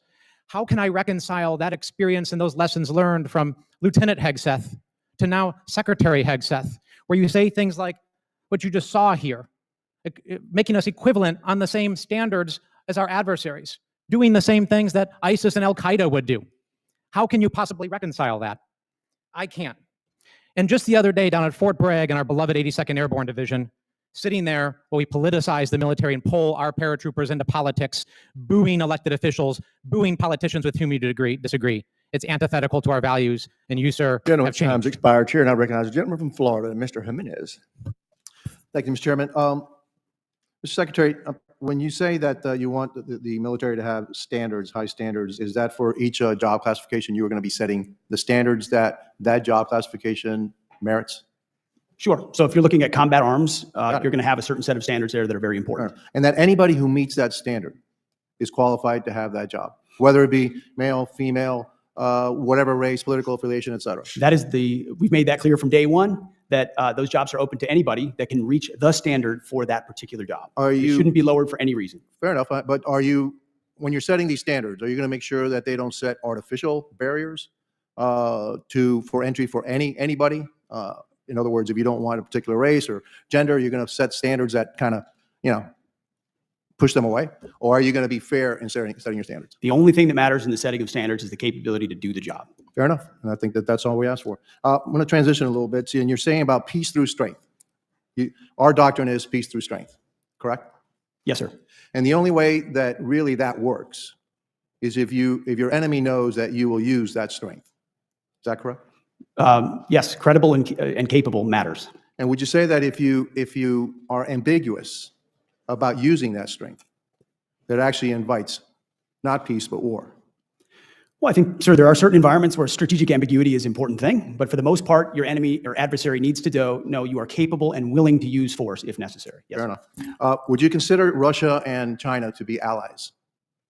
Unfortunately, especially under the previous administration, the Biden administration, policies have driven Russia and China into an even greater alliance, yes. And so would you consider that anything that benefits Russia and its aggression would also benefit China? I don't know that I would agree with every characterization of that statement, but certainly if you're benefiting folks that are on the same side, that matters. Fair enough. Now, I commend you and the Trump administration for pushing our allies, our NATO allies, into defending more of Europe. In other words, it's their responsibility. They have a bear in their backyard. They need to understand they have a bear in their backyard, and that they need to protect themselves from that bear. But if that bear gets out of hand, will the United States come to its aid? Sir, the goal of this administration is peace in Ukraine, and there's no doubt about that. And we understand. I'm not talking about Ukraine. I'm saying if the bear, okay, and we are NATO, we're part of NATO, okay. If the bear starts getting out of hand, and we're part of NATO, will the United States, fulfill its duties under NATO's obligation? Well, Article 5 is a real part of NATO. We acknowledge that, never have not. But at the same time, we have been very aggressive in reminding Europe it is responsible for its defense. No, that's not a small thing. Because the previous administration allowed. I'm not saying it's a small thing at all. Okay, I'm just I agree with it. The NATO nations need to be more involved in their own defense. I agree. They need to bear a big portion of that defense.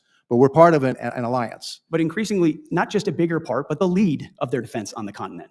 80 years on after World War II. The belief of this administration is that European countries ought to be able to build credible capabilities that the bear fears and worries about, not a continual backstop reliance on the United States of America for decades and decades and decades. And that's why a 5% commitment for European countries is a huge focus for this administration that only President Trump could have achieved. Because in a world of a lot of threats, you can't just continually stay in the same posture in the same places for the same reasons of the last 80 years. So we're encouraged by the investment of I've only got a European certain amount of allies. time. I need to put this out, okay? I believe, like when we started out this conversation, okay, that it's imperative that bear knows that, yes, Europe needs to protect itself, but that the United States will also demonstrate peace through strength in order to keep the peace in Europe, and I yield my time back.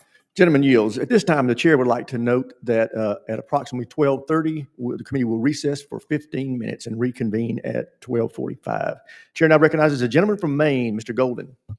Thank you, Mr. Chair. Secretary Hegseth, yesterday Admiral Kilby testified before the committee about the importance of fielding DDG Flight 3 ships. The anti-air ballistic missile radar capabilities are chief among the reasons why. I'm sure you know. You could ask just about any of the U.S. flag merchant vessels that have been attacked by the Houthis or the Americans who were protected by destroyers when Iran attacked Israel with this large-scale missile attack, why these ships are so important. So we don't have a complete budget request from your department yet, but the word on the street is that it's going to request 0 new destroyers.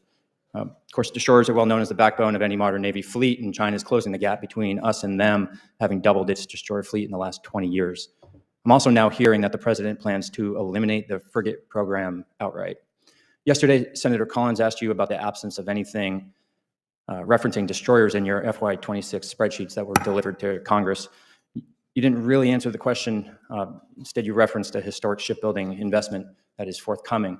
So just focusing on destroyers, there's really nothing historic about the 2 destroyers in the reconciliation bill. Just last year, Congress funded 3 new destroyers. We did 2 in FY24. We did 3 in FY23. So from my perspective, the reconciliation bill sets you up for an easy opportunity to increase the size of America's destroyer fleet. So I want to give you an opportunity to tell us what this committee could expect in the FY26 request pertaining to destroyers. I know you've been talking a lot about trade-offs, and in the short term, I would agree that maybe there's no immediate negative trade-offs there or negative effects of not requesting any destroyers. But in the midterm and long term, I think surely any gap in production of destroyers may come back to bite us. So I wanted to hear what your thinking is here. Appreciate the question, sir. We are procuring destroyers, and I would contrast the previous administration's budget, last budget, effectively, which procured 5 ships. This one includes 19. I'm talking about destroyers only here. There's a plus-up of destroyers. We are reviewing the frigate program for reasons I think this committee is well aware of. Another one of those difficult decisions that we think we're in a place where we have to make them. Again, another program that was supposed to be off the shelf and reflecting something based on existing design that was gold-plated time and time again and pushed backwards. So that is one of the things we are reviewing. But we call it historic because it's multiples of what we had before. Not all destroyers, because you've got a lot of back-end capabilities you need to invest in to be effective in the maritime space. But it does make a historic investment.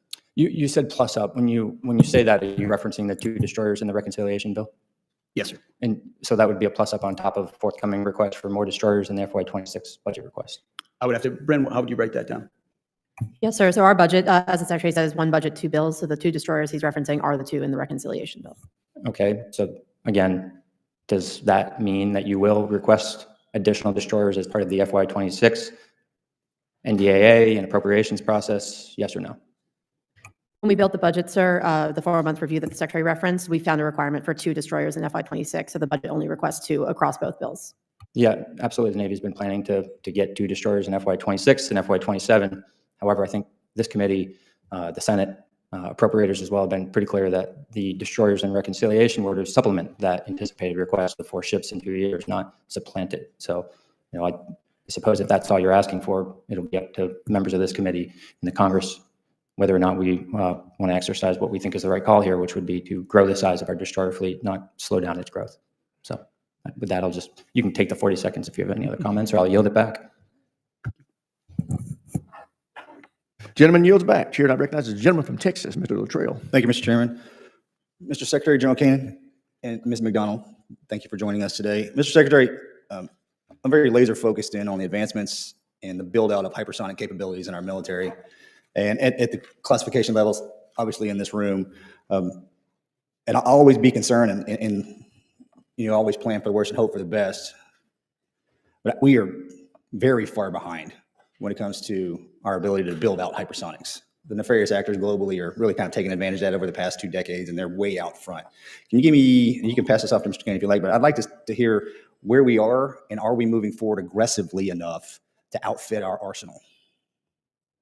I will defer to the chairman on that, but very aggressive. Long-range fires, hypersonics are central to this FY26 budget in some creative ways as well. So I wouldn't fully agree with every characterization of what you said. We're catching up in quickly on capabilities, and that's because of things that are known and things that are unknown in hypersonics, because that's a capability that we need to have existing and need to have. Well said. Yes, sir. Need to have. General Congressman, first, thanks for your service in the teams. Appreciate it. And a bunch of SEALs in the room here, so I'll be mindful of that. They're not as good as I was.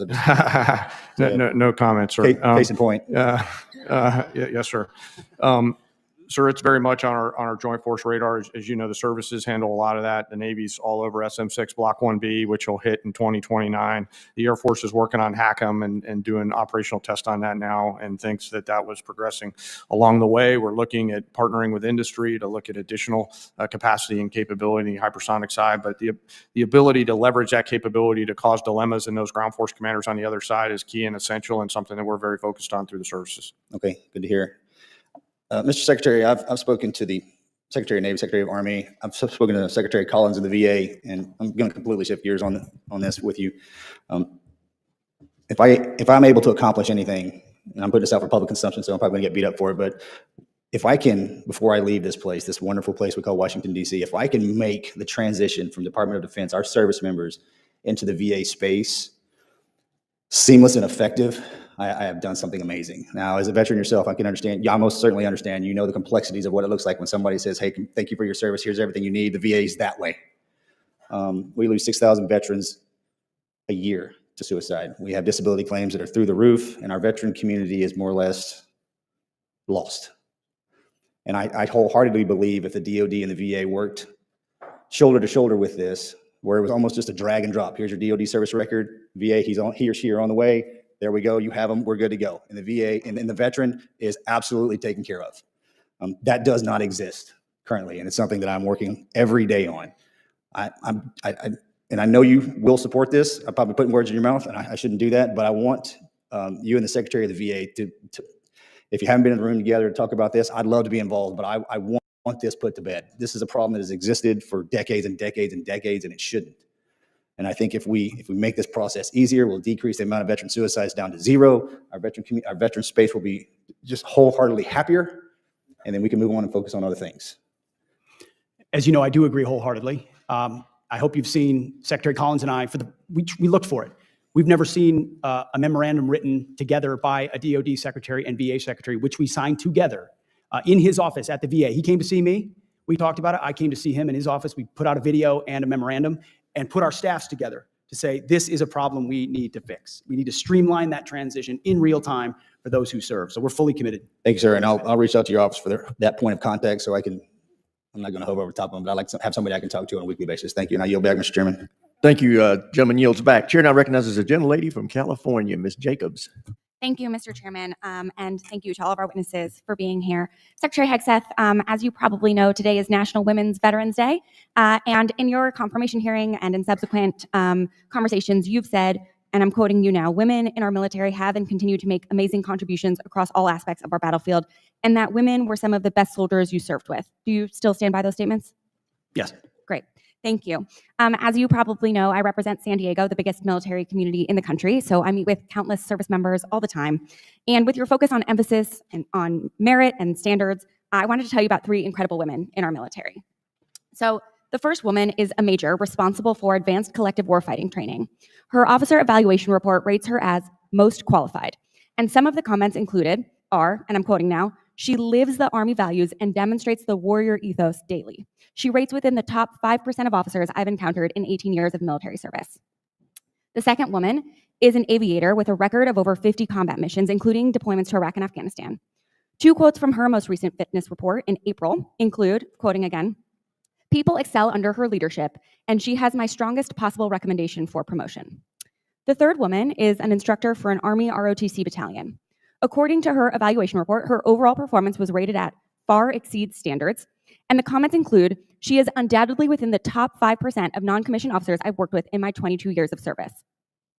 Given their stellar qualifications and accomplishments and their record of surpassing standards, I assume that you agree that the Pentagon and the services should do everything they can to retain women like these, correct?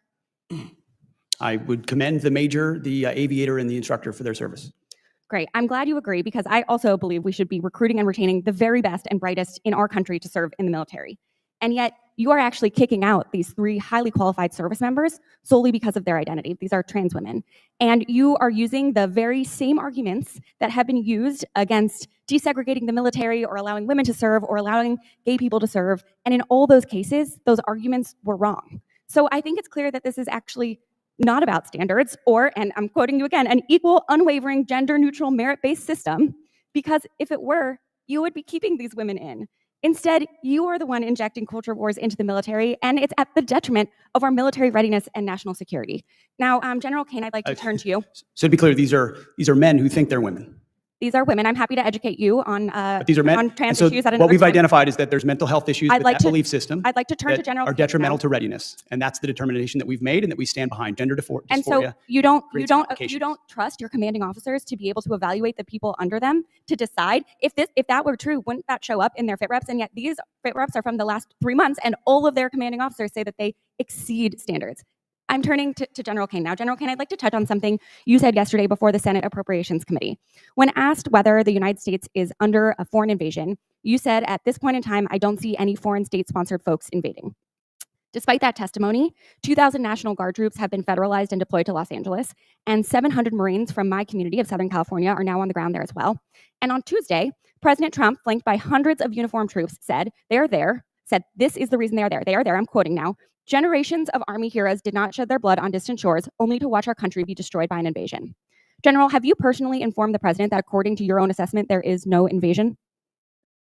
Ma'am, first, the definition of an invasion, whether or not that's a policy, that's really a policy decision. And, from a military-only perspective, I stand by what I said yesterday. But my advice to the president in any particular matter from a security standpoint, or for the secretary for that matter, I keep that between them. I understand that, but the highest-ranking military advisor in the country does not believe there is an invasion, and yet the president of the United States is federalizing the National Guard and Gentlelady's time's expired. in the name of an Gentlelady's time's expired. This will be the last member before we have our break. Gentlelady from South Carolina is recognized. Thank you, Mr. Chairman. And just to clarify, I want everyone to know that men are not women. And I find it deeply offensive as a woman who's broken glass ceilings. So to all the women out there who are fighting their way through their track meets, their scholarships, their jobs against mentally ill men, I want you to know, Republicans, we see you and we support you. Thank you, Mr. Chairman, and thank you to Secretary Hegseth and General Kane for joining us today. The Department of Defense and our armed forces exist to protect our country's interests and our citizens' freedoms. Under the previous administration, this mission was supplanted by divisive ideology and social experimentation. Allowing ideological advocacy to come before military readiness was an enormous mistake. At the direction of President Trump and under your leadership, the DoD is rightfully returning to its focus on lethality and readiness. Our country faces a complex array of challenges and must maintain unparalleled readiness. The changes you are implementing at DoD are critical to returning our military to its core mission. So I have a few questions for you, Secretary Hegseth, today. How much did the Biden administration spend on DEI programs at DoD? Well, when you look at directly or ancillary reflections of it, it was billions of dollars, man. And did it focus on equitable outcomes rather than merit improve our effectiveness in the military? No, I think if you look at ongoing operations under the Biden administration and also recruiting and retention under the administration, it was a distraction, not an enabler. Do DEI programs make our military more lethal? No. Secretary Hegseth, how much money did the Biden administration spend on the chemical and surgical mutilation of our service members under the guise of gender-affirming care? I don't know, but $1 is too much. I agree. Did sex change experiments in the chemical and surgical mutilation or castration of service members improve our defense capabilities and make us more lethal? No. That's what I thought. Secretary Hegseth, can a history of mental health conditions disqualify someone from military service? Yes. And is gender dysphoria a documented mental illness included in this list of disqualifying conditions? It was not, but it is now, per an executive order from the White House and reinforced by the Defense Department. Gender dysphoria is properly recognized as a mental disorder and a disqualifying one for military service. God bless America. Okay, so I welcome the announcement of the Navy that they would be ending animal testing on cats and dogs. Huge win for animal lovers and those against the barbaric treatment of cats and dogs. However, I understand there are still some active Biden-era dog and cat tests being funded by the DoD. Secretary, do you plan to end these experiments as well? As you know, Congresswoman, we've looked at a lot of those. We've reviewed a lot of those, and we've ended a lot of those. There are probably others under review, and we will do that. I would love for you all to do a review and eliminate all of them, see them ended as well. Do you think you'll enact a DoD-wide ban on conducting or funding cat and dog experiments? Do you think that'll be in the future under your leadership? We will review that. Right now, our focus is studies that actually add to our capability, our readiness, our warfighting ethos. So if they don't contribute to enabling better capabilities, then they will be reviewed and ended. Okay, and talk to me about recruitment. How far, you've already hit your recruitment numbers this year so far, right? Or close to it? In record numbers, yeah, months and months ahead in all services. Why do you think that is? Well, I think a new commander-in-chief was elected in November and inaugurated in January, and I used to call it the Trump bump. I think you can't call it that anymore. It's a tsunami of young Americans who believe in the direction President Trump is taking the country, and specifically his leadership as commander-in-chief, and they look at a fighting force that's going to be back to basics. We get accused of wanting to do ideology. It was ideology on the other side that was pushed into the military. Yeah. We're pulling that out and getting back to basics, fidelity to the Constitution, focus on war fighting. Americans respond when that's the focus, and that's what we've seen. So if there's a young person watching today on C-SPAN, and I hope that there are a few, and if they're looking at, they don't know what they want to do with the rest of their life, how do they get recruited into the military? What can they go do today, right now, to come work for you? Well, the menu is large of any different services, any different jobs. And contrary to the narrative being pushed by one side, we have record number of females, minorities as well. This is not just one group of people joining the military. And we welcome all Americans who are qualified to serve our country. Thank you, Mr. Chairman, and I yield back. Gentlelady yields back. As previously stated, the committee will stand in recess for 15 minutes.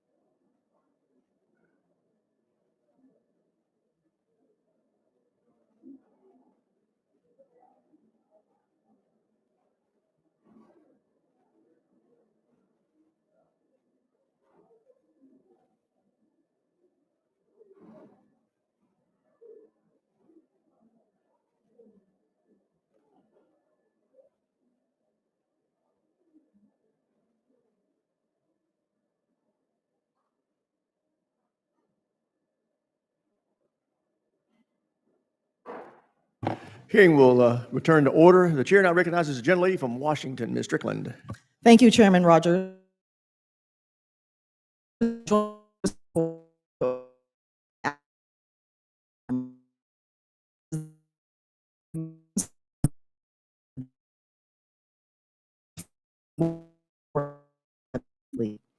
I want to start by recognizing the Army's 250th birthday. I am an Army brat myself. My father served in the military. He joined the Army when it was segregated, and he continued to serve when President Truman desegregated, something that probably would have been defined as woke back then. I could not be more proud of the soldiers who make up Army what it is. And as part of the celebration, the Pentagon is going to host a day-long festival and parade estimated to cost up to $45 million.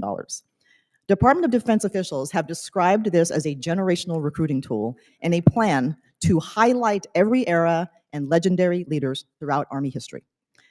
So Secretary Hegseth, do you plan to include displays of Colin Powell, our first Black chairman of the Joint Chiefs of Staff? Will you include displays about the Japanese-American 442nd Regimental Combat Team, one of the most decorated units of all time? Will you include displays about Major General Charles Calvin Rogers, whose Medal of Honor your department previously labeled as DEI? Recent articles by Stars and Stripes, Military Times, and others outline how your team has gone to great lengths to wipe out references of these American heroes. I'm incredibly concerned and actually disappointed that you will continue trying to tell an incomplete story about the Army's proud history, especially when you consider that 40% of those who are serving who are enlisted represent minority communities.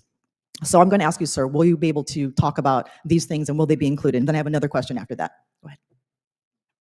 Well, Congresswoman, I do not accept your insinuation that we would seek to disclude any race or group of people in representing 250 years of incredible service of the United States Army, including your fathers, which I thank him for.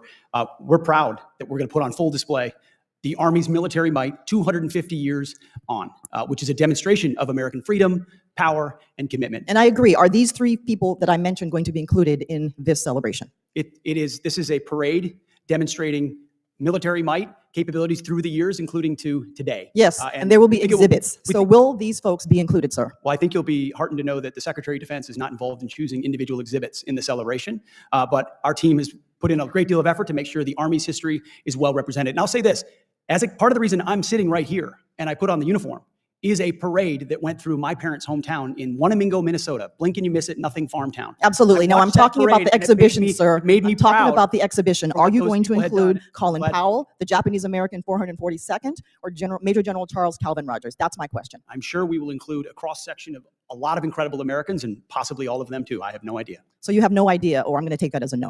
All right, next question. Let's talk about Ukraine and Russia. So we know that Russia started this war. They have long been an adversary of the United States. And at the same time, you heard the president make some really interesting comments, not including Russia in the widespread random tariffs. So I think one question I will ask you as we talk about wanting peace, because we all agree that's a desired outcome, do you and the president support surrender to Russia by Ukraine as your definition of peace? Ma'am, no one has talked about surrender. We're talking about a negotiated peace. So does that mean that you're okay with Russia keeping this territory that they're trying to take so they can march on to one of our NATO allies? Ma'am, I think the situation is unfortunate, unleashed by the previous administration, but everyone that talks about winning and prevailing has yet to present to me a plan that's going to push the Russian army out of those territories. So, sir, I appreciate you talking about the previous administration often, but we are now in this administration. So as the person who serves at the pleasure of the US president, do you believe that Russia is a true adversary, and is your definition of peace going to be surrender of Ukraine from this invasion? Ma'am, I've never said surrender, and we're prepared to negotiate what we hope will be a lasting peace. Thank you. I yield back. Gentlelady yields back. Chair now recognizes the gentleman from Guam, Mr. Moylan. Thank you, Mr. Chairman. Thank you to our distinguished witnesses, Ms. McDonald, Secretary Hegseth, and General Kane for your service and appearing before us today. Secretary Hegseth, I also want to thank you for visiting Guam, and it's great to see you once again, sir. Thank you very much. I appreciate your keeping an eye on the Pacific Deterrence Initiative, sir, and wanting to make sure that our construction, our readiness projects on Guam stay on time and on budget. Considering the complexity of working in our isolated territory, of course, with workforce constraints and logistical constraints as well, tell us about the mechanisms that you have in place to ensure we maintain our time and budget on the Pacific Deterrence Initiative, sir. Well, thank you for the question, sir. It was great to visit you. I will say a big part of that is focus and attention and time. And I was struck, not to be critical of any of my predecessors in this context, but that it had been over 20 years since the Secretary of Defense had visited Guam. was one of the first places we felt like we should go because our focus is in the Indo-Pacific, and the troops we have there, the capabilities we have there, the facilities we have there, the forward posture we want to maintain there, Guam being a central part of that. So